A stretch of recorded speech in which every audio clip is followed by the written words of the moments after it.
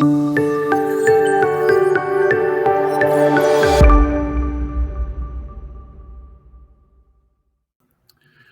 afternoon, everyone, and welcome to the AV Policy, Programs, and Initiatives Update breakout session of the PA AV Summit.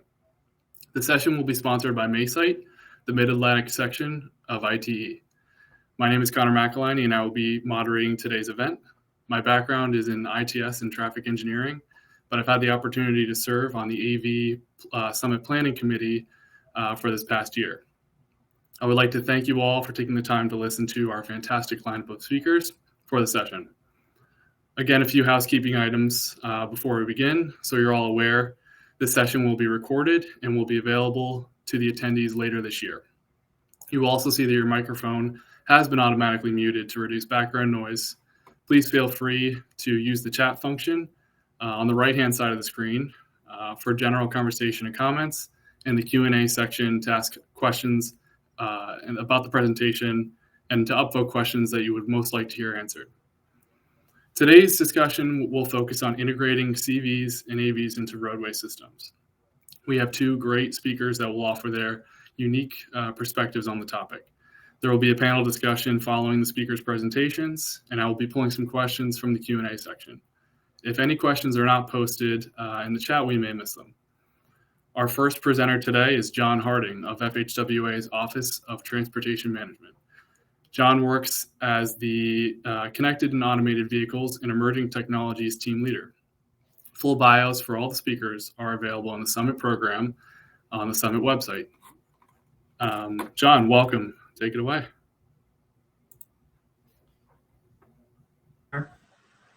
As he said, I'm from Federal Highways, U.S. DOT Department of Transportation. A couple of things I'd like to just talk to you about today is first I'll go over some terminology. Then I'll talk about the FCC action and the safety ban. I'll discuss the ITS Joint Program Office and FHWA and the LTECX testing. And then I'll talk briefly about some of the FHWA automated driving systems roadway integration activities. So first, from a terminology standpoint, we have the SAE and US DOT, the AVX.0 series. We use a lot of the SAE J3016, so I'll say automated vehicles. Also, under automated vehicles, there's automated driving assistance systems, ADAS, levels 1 and 2. And a lot of times I'll say automated driving systems or ADS, levels 3, 4, and 5. It just gives you something of acronyms when I'm talking. In addition, I just want to go over connected vehicle. Connected vehicles is basically a separate technology, but automated vehicles can be connected. A lot of times I'll say connectivity. One other aspect of that, and you'll hear this, cooperative driving automation, and that's with automated driving systems. Cooperative driving automation enables automated vehicles to communicate between vehicles, infrastructure, and roadway devices. Basically, it gives a sense of coordination.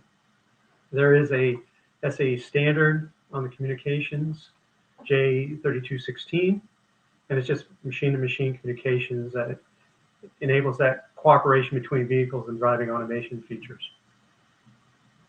That, basically some of the terminology. Hopefully you're familiar with most of it. Next, I'll just discuss the FCC action regarding the safety ban of 5.9 gigahertz. Now there's a team of us at US DOT. We keep going through the first report in order to better understand it and resolve various uncertainties. Another thing you got to remember, in addition, there's a second report order that's forthcoming, and it'll set up rules for LTE C-V2X and other rules for outdoor Wi-Fi. But some of the provisions of the first report in order, a lot of you probably know some of these things, but just to go over them, provides dedicated short-range communication to DSRC users less than 1 year to move up to the upper 30 megahertz of the 5.9 gigahertz band. That's July 5th, 2022. Now, the first report in order indicates that there's a selection of There's a long-term evolution, cellular V to everything, LTE, C-V2X technology over DSRC. As that's what's going to, they expect to be support transportation connectivity. We're working with the Spectrum Working Group at DOT. We're looking at this more and more every day and discussing the transitions from DSRC up to Delta 30 and the transition to LTE and C-V2X. One of the things that I'll, let me see if I can, see if this will work. Okay, what I just pasted in the chat box is NCHRP 2310, NCHRP report, evaluation and synthesis of connected vehicle communication technology. It was posted October 11th. It's a very good, basically summary of what the FCC action is about in relation to the spectrum. They talk about various possible impacts and how to look at them. And there's also a good video presentation, and I put that all in the chat box, but it gives you a lot more detail than what's here. It's something, a good resource to look into. The next area I just want to discuss is the ITS Joint Program Office and FHWA testing of LTE C-V2X. Basically, it's just baseline device performance testing the radar performance to better understand how the C-V2X can support crash imminent safety applications and high-density communication scenarios. What we're looking at in those areas is, testing the GPS accuracy, the interoperability of the different LTE C-V2X devices that are in the test, the interference at the upper 30 megahertz, and that's the interference is supported by 250 other devices transmitting at the same time that these devices are trying to share messages in various scenarios. Currently, the team has somewhere around 2 terabytes of data that they're going through. They're looking at the various aspects, and they have different scenarios they're looking at. As they uncover the different results, findings, they might even go back and do some tests just to verify what the results or findings are basically indicating. But that analysis is going to take a while with 2 terabytes of data. I'm going to transition now to just discussing some of the projects for my team, automated driving system, roadway integration activities. There's other FHWA projects here and there, but a couple of them I just want to just highlight today. The National Roadway Automation Concept Operation. This concept operations will support a collaborative description of a mixed traffic environment of roughly the 2035 timeframe of ADS integrated into a roadway system. The team just completed the last review of the draft external stakeholders, so they got some more comments. So there's going to be a little bit, revisions, but then now we're going to, after that, we are also having a whole another round with internal stakeholders, with our other agencies in USDOT, just to go through it and discuss what's in all the things that are in there. We've been doing this all along, but these will be the final ones before we can get the document to the get final approvals for publication. Another area, we have this collaborative framework for basically the automated vehicle, road research and development testing. It's basically facilitates active collaboration between ADS developers and roadway providers, stakeholders for testing, pilot, design, development. What it does is identify collaborative elements and considerations that apply to all phases of testing, no matter who does it, or who initiates it, or what. But it looks at like that whole test kind of scenarios where you have pre-test, test definition, test execution, and post-test. It has checklists, examples. So what we're trying to do is, right now it's under review. Probably go through some changes here and there, but we hope that at some point we can get that out to support that collaborative testing of the different stakeholders, all this technology. We have an effort on ADS, operational behavior and traffic regulations. It investigates and identifies basically the challenges with translation of traffic regulation rules of the road for ADS equipped vehicles. We developed a prototype data framework and completed a proof of concept. The reports are under review. We're trying to get them out, make sure you can see them. But what it did, it identified a lot of different challenges and just challenges with the different stakeholders involved. Just think of the stakeholders with traffic regulations that we don't usually deal with, those administrators. So the next effort, though, after this is to develop a playbook to support voluntary development of a traffic regulation data specification. And we're hoping to get that out and started later in the new year. We do have the Cooperative Automated Transportation Coalition. It's supported by AASHTO, ITE, ITS America. Right now, the coalition, the CAT coalition as we call it, moving into a 2-year evolutionary period to determine how to better reconfigure and add stakeholders to position the coalition to better address emerging issues in technology, like, well, first is automated vehicles, but then electrification comes in, air mobility, different things coming around. Develop innovative techniques and methods that support changeable roadway testing environment. This was just awarded. The study focuses on investigating feasibility of a changeable roadway capability. This includes like mimicking various roadway elements and just having this capability so you can stage different roadway environments to see what's going on, how ADS kind of responds to that. It gives the roadway providers more information on how they're presenting the road to the ADS developers. The next thing, we're looking at digital infrastructure framework. We're doing this first at the agency level to figure out what we mean by a digital infrastructure framework, what supports roadway system operations and performance. Came about with ABs, but it's a little bit, it seems to be, there's more aspects of it than that. Some of the initial objectives that we want to kind of put in this so we can share it with and have discussion with stakeholders. We want to have that framework so we have a basis to have this discussion. We want to also look at the digital infrastructure and consider the different things that this would support from legacy systems, automated driving systems, and other emerging technologies. And right now, we have the work zone data exchange data set, and we're working on the traffic regulation data sets that will give us some insights.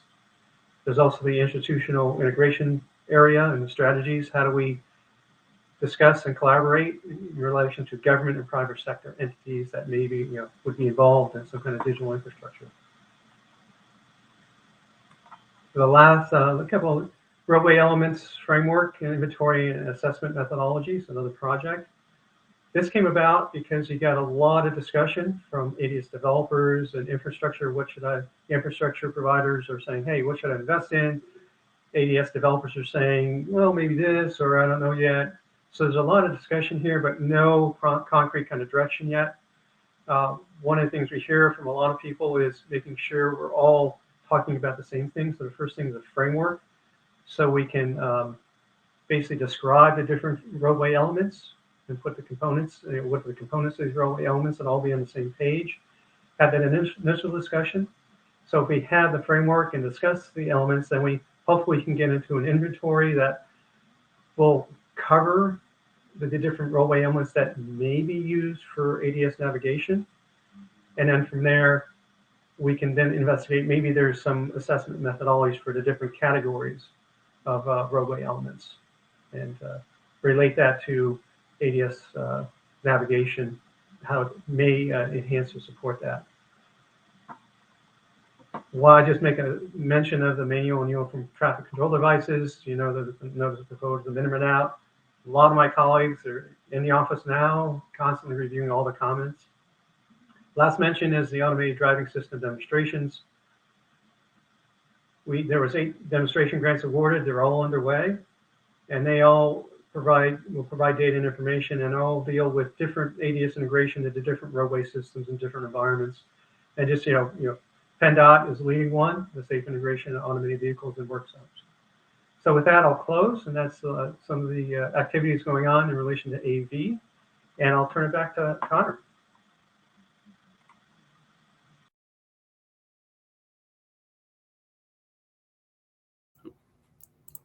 Sorry about that. Thanks, Sean. Great presentation, and good to hear the latest on FHWA's perspective on DSRC and CVDX and what's coming. So now I'm going to pass it off to Matt Smith, who is Michael Baker International's National Emerging Technologies Specialty Practice Lead.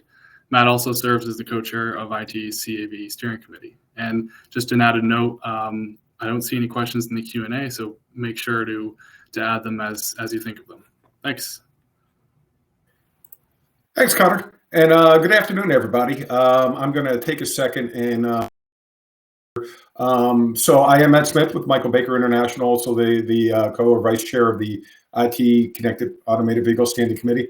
I'm not the Matt Smith that most of you people probably want to hear next from the Greater Pittsburgh Chamber of Commerce. I don't blame anybody for wanting to hear him rather than me, but you're stuck with me for at least the next 15 minutes regardless. So anyway, what I wanted to do is give a little bit of background on what's going on in the IT world. We thought it was appropriate since this session is being sponsored by Maysite. And I'm not going to talk hopefully completely at a higher level. I do the latter part of my talk here. I do want to focus on some of the technical things and the technical issues that the Standing Committee through the Standing Committee is actually updating, supporting, and working on, and things IT is doing in general from the technical side in the connected and automated vehicle world. So with no further ado, let me go a little bit further here. So a little bit about background for those that are not familiar with IT. We are an organization of about 16,000 practicing transportation professionals across the world, actually, largely based in the United States, but there are international chapters. It is an older organization, actually dedicated mostly, obviously, completely to transportation engineering.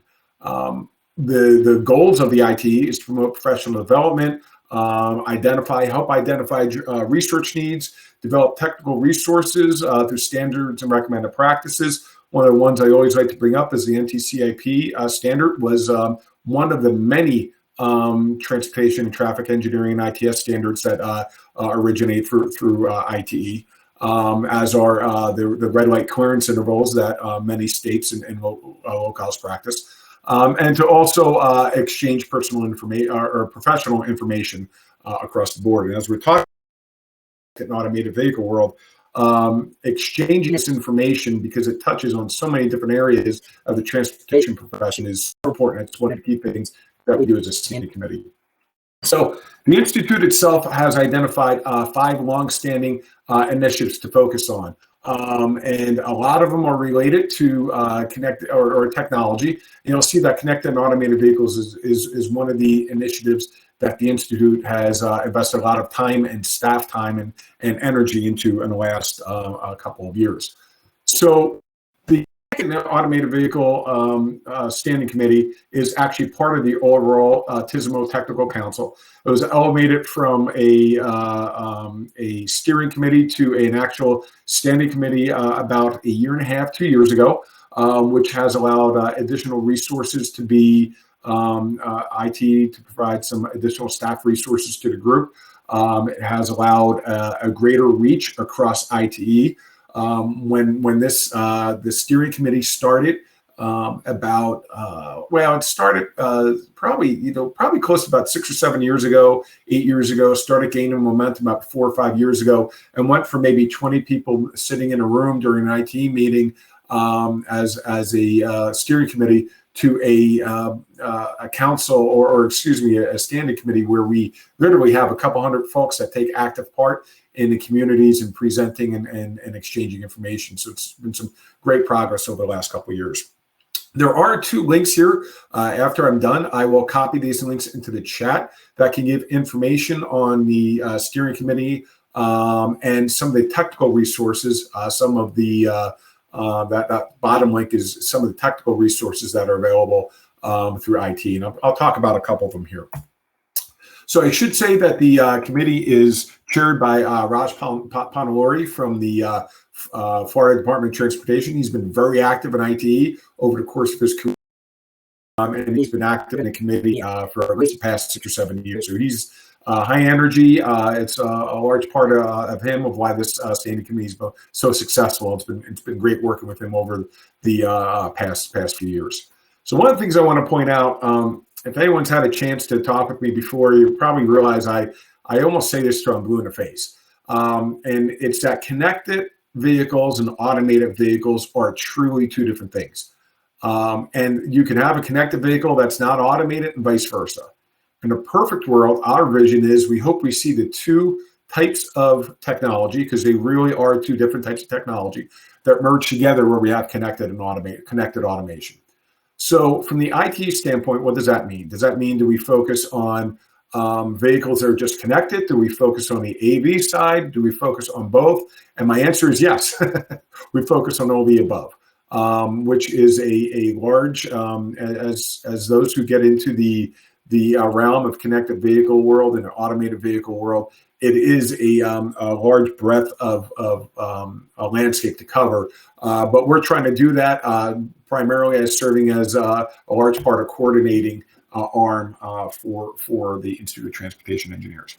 Now, talk about some of the more technical aspects that the IT has embarked on and that the CAV now steering committee has actively participated and supported.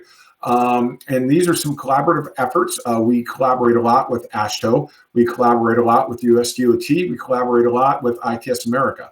And you'll see through some of these initiatives I'll highlight here, detail a lot of that collaboration. So the CAT Coalition, the Cooperative Automated Transportation Coalition, started off as the V2I, Vehicle to Infrastructure Deployment Coalition, which actually, for those of you that were in ITS America meeting in Pittsburgh back in the, whatever time frame that was, probably longer than I'd like to pinpoint, that there was there were a couple days put aside that were really, after the meeting, that were really dedicated to bringing the V2I Deployment Coalition to life. So that has transformed over the years as work has been expanded upon. Industry has progressed to this CAT Coalition, which is a joint effort between ITS America, and AASHTO with a lot of USDOT support. This coalition is truly bringing in the public sector, public transportation sector, the infrastructure owners and operators that we like to call them, with the technology, the automotive OEM, the automotive manufacturers, the automotive suppliers, the technology suppliers, brings everyone together to try to work collaboratively on a lot of the challenges that are set forth in the connected and automated vehicle world. The big change there, going from the V2I Deployment Coalition to the Connected Automated Transportation Coalition, is the addition of the automated side. It shows how a true vision, we hope, is showing the technologies between, or we can leverage the benefits of connected technology and automated technology truly when they're working together.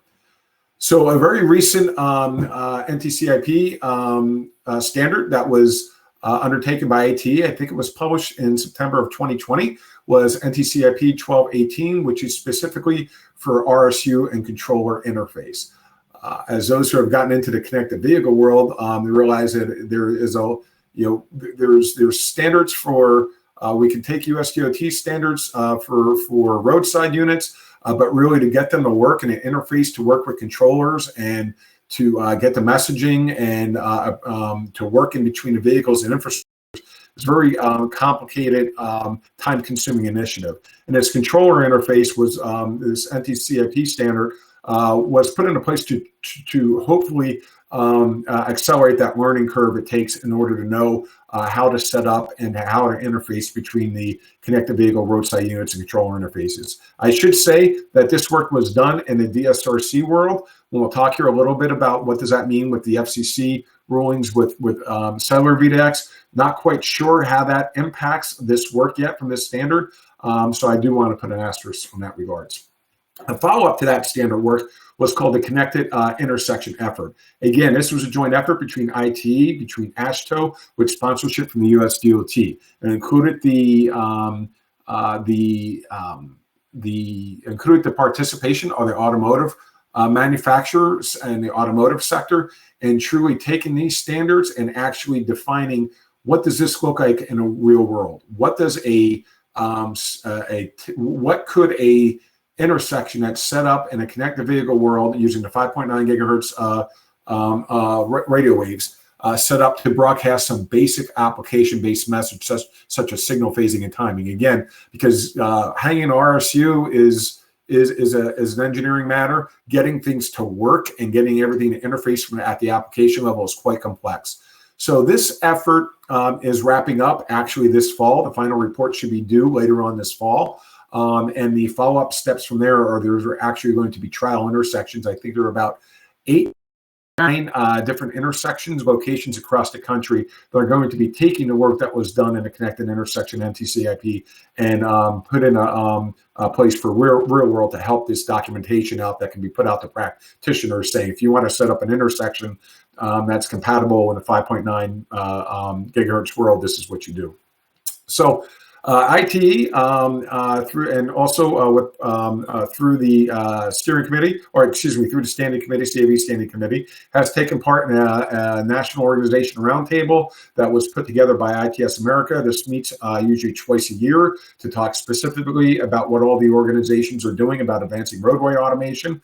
There are, in all honesty, there are about 12 or 14 different national organizations are involved in this regards, everything from engineering to technology developers to the organizations that the motor vehicle organizations that deal with the licensing issues, all going down their paths that they have to conduct their business. And it's a twice a year effort to put our heads together and share what's going on in that world. So when we talk about the information exchange, some of the resources that are available from the IT standpoint, our steering committee has put together a series of quick bites. We try to do this every couple months, where we solicit members of the committee of the standing committee to put together a page to page and a half of a topic that we find of interest in the connected and automated vehicle world. You'll see a couple of the quick bites that have been put out. There's a couple more that are underway. These are intended not to be, we try to avoid having a forum for people to talk about specific products. This is more about technical topics of interest that we want to share and that people are willing to share with the community. We did put together a webinar that goes through the benefits of connected and automated vehicles for public agencies for a high-level look about lessons learned from the connected vehicle pilot deployments, the 3 done in Wyoming, Tampa, and New York, and also some work that was done on NCHRP 20-102, specific to planning actions that can be taken for connected and automated vehicles, transportation agencies. So that is also can be found. That information can also be found on IT's website. In addition, IT's hosted a couple of virtual drop-in sessions where we do kind of lean towards vendors to set up opportunities for them to talk about some of their technology-based developments in this space.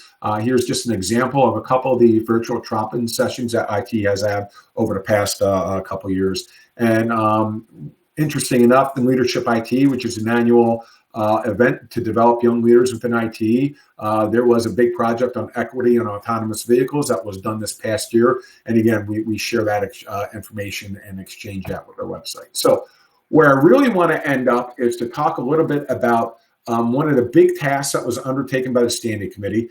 The effort was actually run by Steve Cusiamba from WSP, but this was done on behalf. There was input and feedback and procurement from several different people in the Standing Committee that put together the official position statement from representing all 16,000 members of IT from very diverse backgrounds on the FCC ruling on the on the first report in order on a 5.9 gigahertz FCC versus or excuse me DSRC cellular VDAX issue.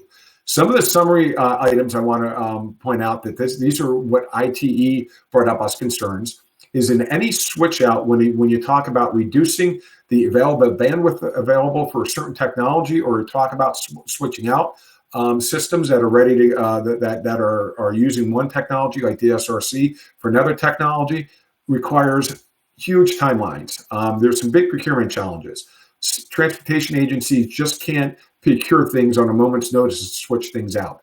They might take 12 to 18 months or longer to go through a swap out of equipment, and that's assuming that the funding is available at the transportation agency side. It's assuming that the equipment is available. The national chip shortage has most definitely impacted the ability to deploy infrastructure to support connected vehicle work. So there is a huge timeline and procurement challenges from the infrastructure owner and operator side. There are huge cost implications to both the infrastructure side and the vehicle side. Although the individual per unit basis might be nominal, it's more than just swapping out equipment. There's a lot of configuration that has to be done. There's a lot of re-engineering that has to be done. There's a lot of verification and re-verification that has to be done on both the infrastructure and the vehicle side. And that's a big cost implication, and we pointed that out in the response. The fact that there's to date, when the FCC embarked on their ruling, there is very little interoperability and functional testing from both looking at alternate technologies such as LTE-based cellular V2X, and also based on what happens when unlicensed wireless operations happen in the adjacent bandwidth. There was very little information to feed into FCC's decision, and that was extremely concerning from a practitioners and engineering side. So certainly the other standpoint was the fact that DSRC, yes, it has been in development for a while, but it's a known quantity. There's been a lot of testing and verification and deployment that has been done from that regards. And LTE-based cellular V2X is still evolving. And it's not, the cellular V2X is making some strides, but it's not where DSRC is. There's still a lot of steps that went through the DSRC world that this is still going through. So to make standards changes based on a science and technology that has not been fully evolved yet is a little concerning.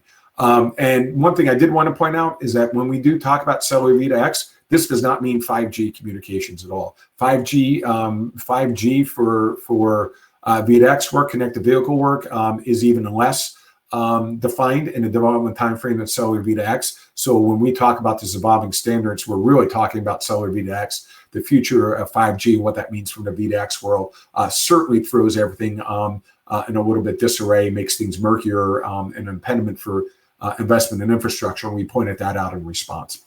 And finally, the last point we made is it doesn't matter what kind of technology we're talking about, whether it was LTE-based V2X, DSRC. We feel practitioners across the board that going from 75 megahertz protected bandwidth to 30 megahertz protected bandwidth for connected vehicle work was inadequate. There's a lot that could be done and was proven could be done that now might not be able to. So that was the focus area on the official position that IT made when we went responded to multiple iterations, the FCC rulemaking process. So with that in mind, I wanted to kind of close out and again post the two links that be more than happy or more than excited for you guys to explore. The one where it talks about the resources. If you're members of ITE, you can access the individual journals, articles related to connected automated vehicles that are curated through the standing committee, and along all the other resources that I talked about are available there. So with that, I'd like to turn it back to Conor, where I think now we probably will go into some Q&A. Thanks, Matt. Great presentation. So now we're going to enter the Q&A session of today's event. I see one question in the chat box. So again, as we discuss here with Matt and John, some of the questions that we have, please feel free to add them in as we go. First question I have actually for both of you. With so many of connected and autonomous initiatives going on around the country, pilots and other, kind of segmented activities happening at the local and state level. How do we bring all of these initiatives together from both of your perspectives as a professional society and from a federal agency? So, Matt, I'd like to get your perspective on that, and then John, if you can weigh in as well. Sure. The way I start off the conversation, Conor, is mentioning that when we talk about vehicle automation, we talk about connected vehicle work. We're talking about a new world in transportation safety and transportation engineering that is, we're breaking new ground. And by that, I don't necessarily mean from a technology side. I mean from the fact that up until recently, when planning for and designing and funding our transportation network, it has been really solely the purview of the transportation infrastructure agencies. Now, when we talk about some of this cooperative technology and this technology where it's not just the transportation agencies anymore, we have to rely and interface with the developers of technologies in the vehicle systems. It's introducing a whole new level of complexity, a whole new level of agreement, and a whole level of education curve. An anecdote I like to tell is I was in a meeting several years ago, and prior to the meeting, I was talking with a representative from a auto company. I won't say who it was, but we were sitting down before the meeting, and the engineer from the auto company goes, "Matt, I put about 4 or 5 engineers on this. They're working on connected vehicle eco driving, which is a signal progression application." He said, I think we finally figured out algorithms about how we can optimize traffic signal timings around the corridor. I looked at him, I said, cool. Then what we can do is we can package it and sell it and call it Synchro. And that, and he of course looked at me kind of funny, I was very much being a smart aleck. But regardless, that showed to me how there is still a huge disconnect. We think there's a big disconnect. We always think there's a disconnect with us learning automotive technology, but there's just as much of a learning curve on the other end. And that's been the biggest challenge, is to get everyone in the same room. A lot of cooperative efforts that ITE has been involved in, supporting a CAT coalition, all these other coalitions and efforts. It's truly about interfacing with those partners that we traditionally have not interfaced with before.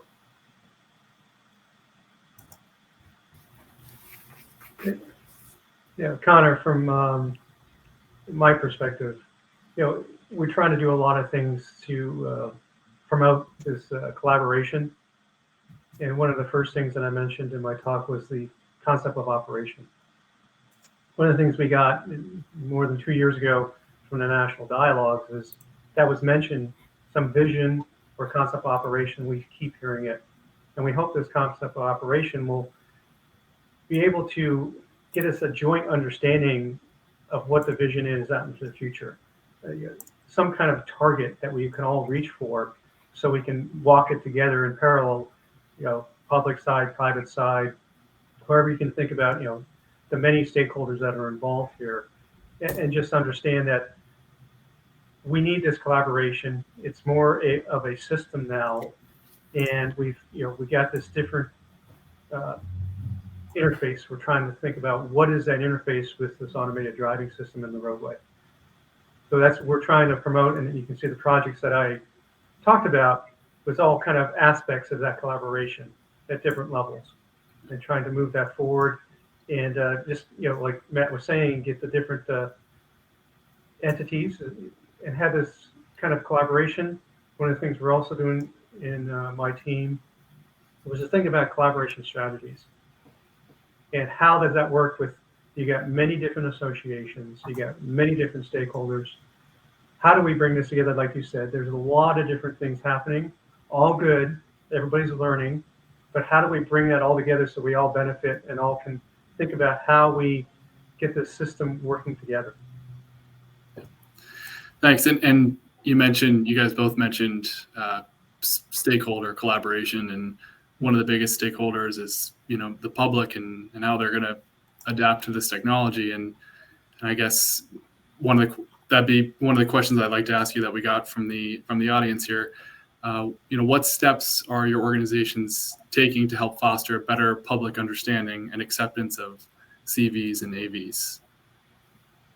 So maybe we could start with John this time.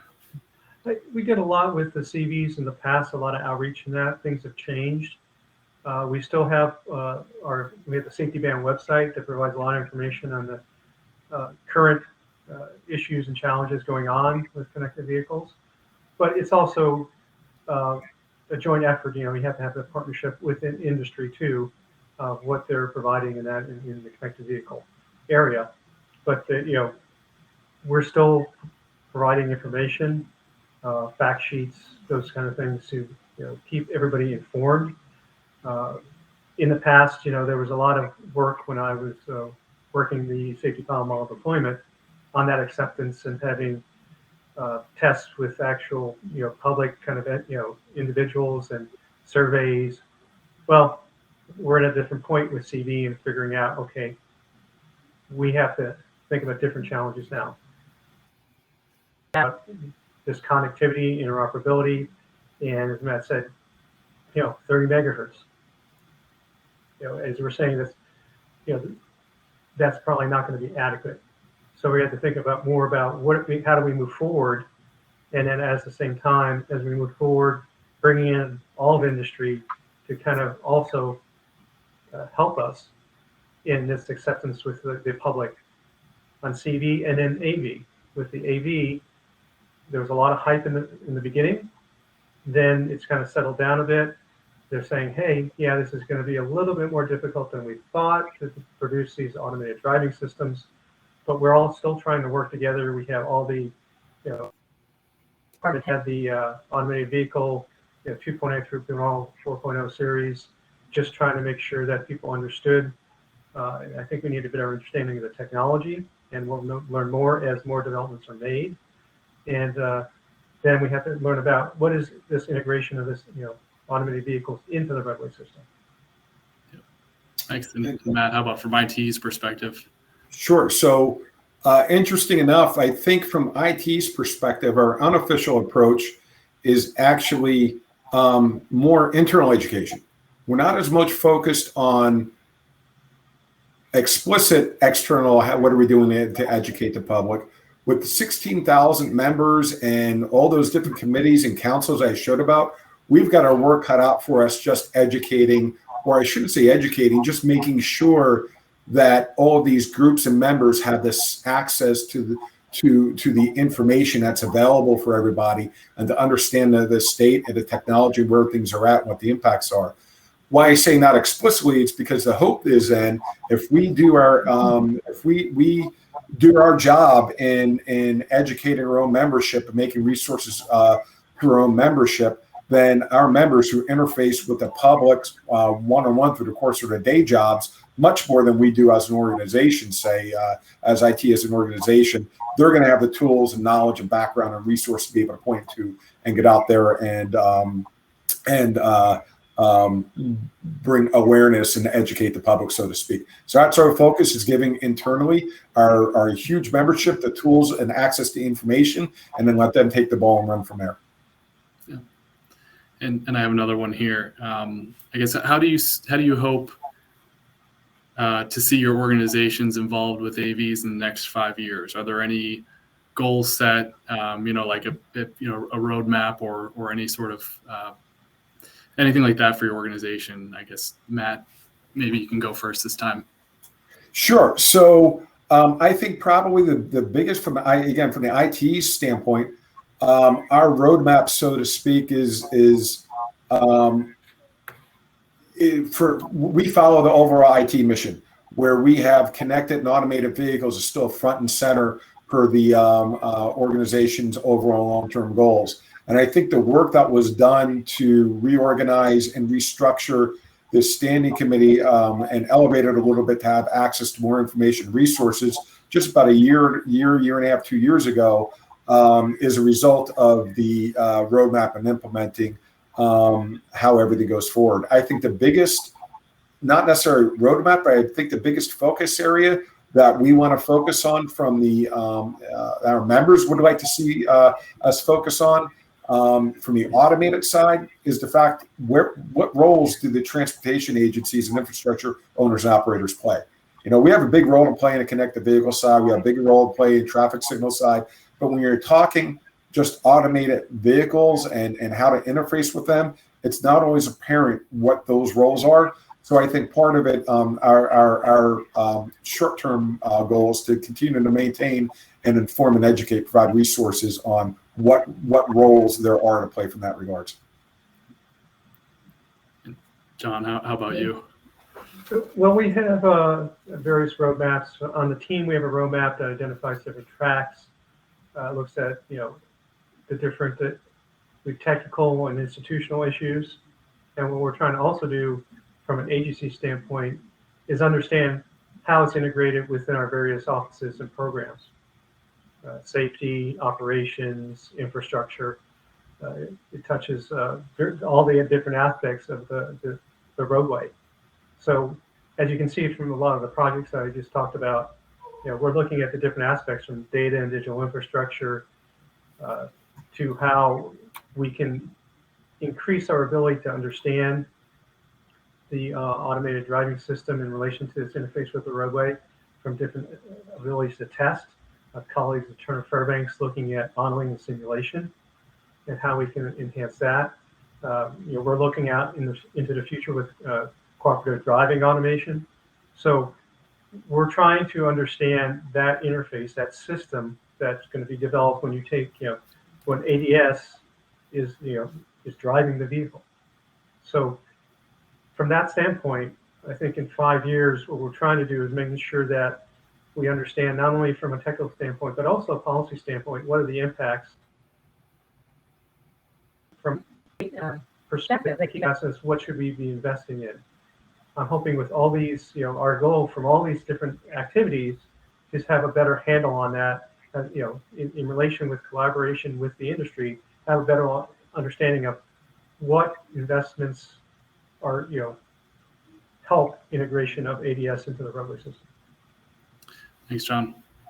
I guess jumping back to kind of the public acceptance of these technologies, and we have a question here that's got a few votes. What benefit of AVs and CVs can we sell to the public, particularly as it regards to safety? Many people are uncomfortable with giving up control to machines. How would, knowing that that may be a common roadblock, how would, from a federal standpoint, how can we deal with that and move past that? And I guess after that, Matt, if you can share your viewpoint as well. First from the connected vehicle perspective, the whole safety pilot model deployment and the studies that went on showed that there was benefits from having connected vehicles and safety applications. There's a lot of information on that. It shows that basically especially for various let's say crash scenarios, that connected vehicles, the applications can support avoiding various crashes. With automated vehicles, yes, there's the assumption that automated vehicles, because you're taking the human out, which humans, is at 94% crashes human error, and automated vehicles will take that human out, and so you should have less crashes, let's say, for environment. But there's other benefits too. Safety is one of the benefits. You got to think of the other benefits as we, USDOT kind of discusses in the AV 3.0. Benefits to others who can use AVs to increase their mobility. I think there's different things that can happen. The only thing, we still got to understand them, AV better and how they operate in the system and how they can be managed in the system to make sure that we have safety and an effective transportation system. So, Conor, what I'll add on to what John's saying, there are two graphics I put in a lot of my presentations that I update frequently, but still gets to the same point. And one is when I worked for the Michigan Department of Transportation, and we're asked that question all the time: how do you justify this investment in this technology when we're having trouble keeping our pavement conditions up? And the graphic that always seemed to speak the loudest, or at least I thought it spoke the loudest, but at least it was geared towards the point I was trying to make. If you take a look at the historical crash curves and over the crash rates over the course of the year, over the course of the years and decades, you'll see a curve that's bottoming out. It's almost logarithmic in the regard, or you see, that's why I'm a traffic engineer or a transportation engineer, because I don't know if it's integral calculus or geometric or whatever, but you see a curve that's flattening out. We're approaching zero, but never getting to zero. despite massive amounts of money in safety improvements in roadway, massive amounts of money and huge improvements in vehicle safety, we're still not getting any closer to zero deaths than we were 10 years ago, 15 years ago. The only way to get there is through investments in technology and preventing the crashes from happening in the first place. That's one of the stories I tell. The other part, because I think that when you put those numbers out there and actually show graphically what we have there, I think that starts driving home the goal about why this is important. The other part that I like to bring up when folks start talking about not wanting to give up the driving their vehicles is the flavors of automation. In all honesty, again, I could throw up some graphics and figures and numbers. We're still a long way away from the so-called Jetsons future where we're sitting at home, I'm picking one of these things up, buying a vehicle to come up and pick me up and drive me somewhere ubiquitously across the country. We're a long ways away from that. But there are other flavors of automation. There's driver assist systems. There's level 2 automation. Level 3 won't necessarily get there, but there are some higher levels of automation where it's still important to have the person behind the wheel, but they're going to be benefiting from these features, these automated driving features. I think that's the focus. Sometimes we automatically want to jump to that Jetsons future where we have the highly automated vehicles driving by themselves. But really what's going to sell automation are these other driver assist features are assisting the driver, taking over some of the functions of the driver, making a safer environment, making a more accessible environment, and making a more pleasant environment for folks and vehicles. Yeah, getting there, step by step. Yep. Thanks. I have another one here, kind of changing gears a little bit. Are there any major updates to the digital and/or physical infrastructure that need to happen to support these technologies? And I'll let either Matt or John take that one. Yeah. John, you want to start? I'll start. We're still working on this. I even involved in an international study with the International Transport Forum on this, trying to figure out, physical and digital infrastructure. The challenge is that there's no updates right now. We are trying to still understand this. I think what we need to do has better collaboration with the industry. But one of the things we're finding out is that we need to, interact with each other so we better understand each other. We need to better understand the industry. And yes, they're in competitive mode right now. They're not going to divulge a lot of information. But we also have to explain what we mean by physical infrastructure and digital infrastructure to the industry also.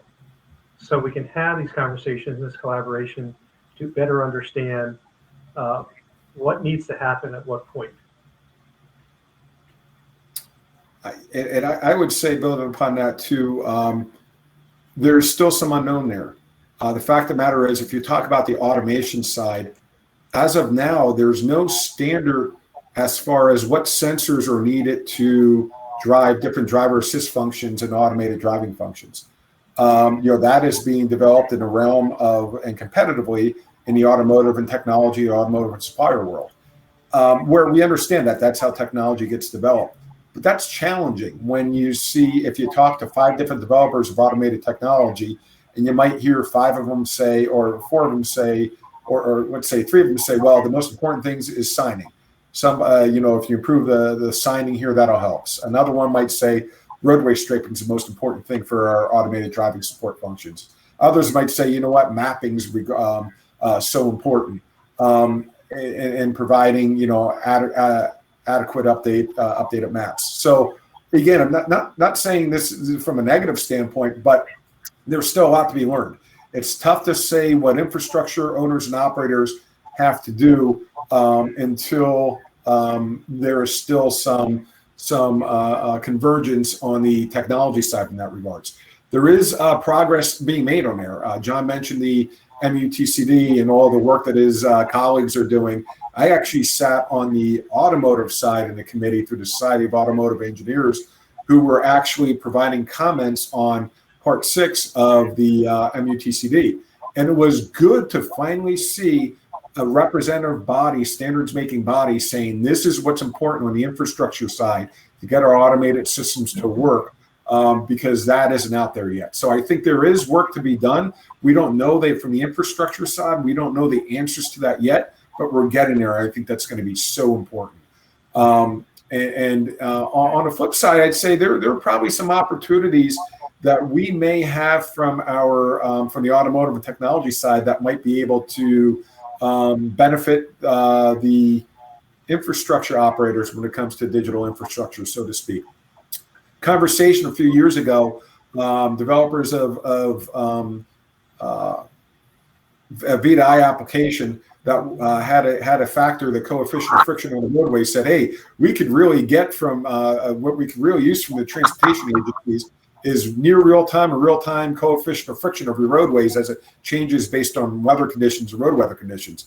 Kind of looked at them and said, wow, if you ever get that information, we'd love to know the same thing. So kind of flipped the narrative on ahead, saying maybe there's something that happens on the vehicle side that can provide and support the development of this digital infrastructure that's needed. So again, I don't think it answers the question directly, Conor, but just kind of some thoughts over the past couple of years that might help frame the discussion. Yeah, I think we have time for one more question here, and I'm glad you mentioned SAE, particularly knowing that there's a certain level of competition in the private industry, especially with AVs and first to market and some of that higher level of automation. How is that best managed to advance the industry altogether, keeping in mind that there is that competition? And the other part of that question would be what organizations or groups would be best to handle that and collaboration and moving the industry together.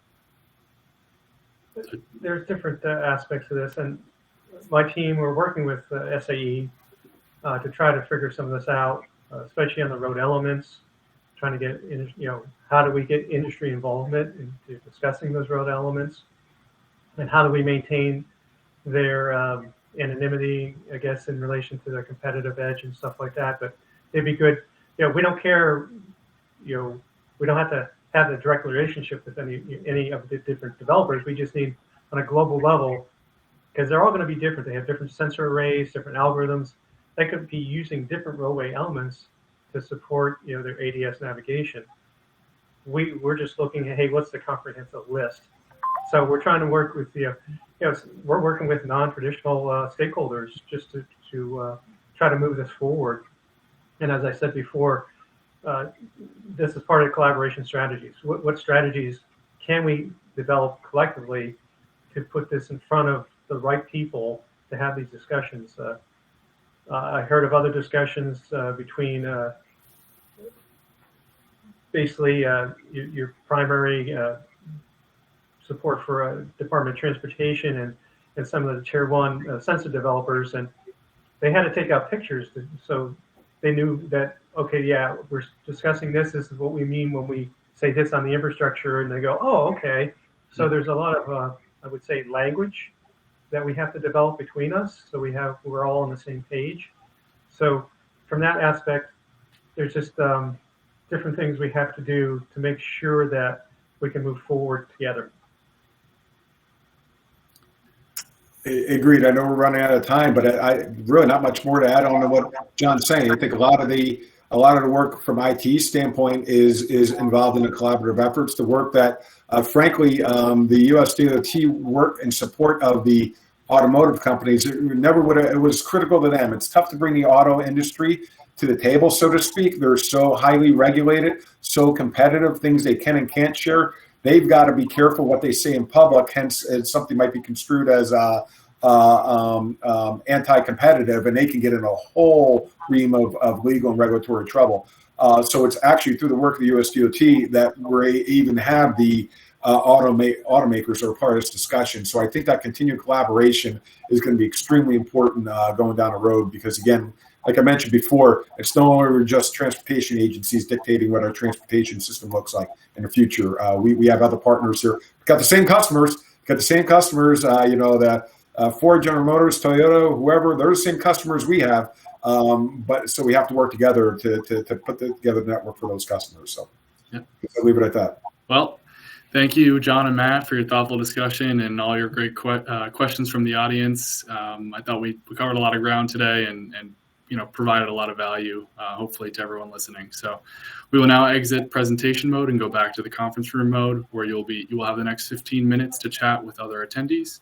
When you're ready to move to the next breakout session, go to the directory at the top left of your screen and open the drop-down to select the session you'd like to attend. The next sessions available for today are the platooning breakout and the business use cases breakout.